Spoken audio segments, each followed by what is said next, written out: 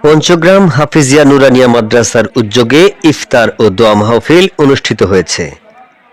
সোমবার সন্ধ্যায় সিরাজগঞ্জ জেলার কামারখান থানার অন্তর্গত ডিডি শাহবাজপুর গ্রামে পঞ্চগ্রাম হাফিজিয়া নুরানিয়া মাদ্রাসার ঈদগাহ মাঠে ইফতার ও দোয়া মাহফিলের আয়োজন করা হয়। উক্ত ইফতার ও দোয়া মাহফিলে 5টি গ্রামের মুসলমান ব্যক্তিবর্গ একত্রে ইফতার করতে পেরে খুবই আনন্দিত। 5 গ্রামের মানুষ আমরা একসাথে হয়েছি এর জন্য এবং ইফতার করে আমরা অনেক আনন্দিত এবং অনেক খুশি। গত বছরের তুলনায় এবছর ইফতারে বিভিন্ন ফলমূল সহ নতুনত্ব ছিল ইফতারে এবং বেশ মজা করে ইফতার করেন মুসল্লিরা। ইফতার ও দোয়া মাহফিলে নিজ নিজ পিতামাতা আত্মীয় স্বজনের রুহের মাগফিরাত কামনা করা এবং দেশ ও জাতির কল্যাণ কামনা করা হয়। ইফতার মাহফিল ও মোনাজাত পরিচালনা করেন পঞ্চগ্রাম ঈদগাহ মাঠের পেশ ইমাম মাওলানা মোহাম্মদ হেদায়েতুল্লাহ নুরি।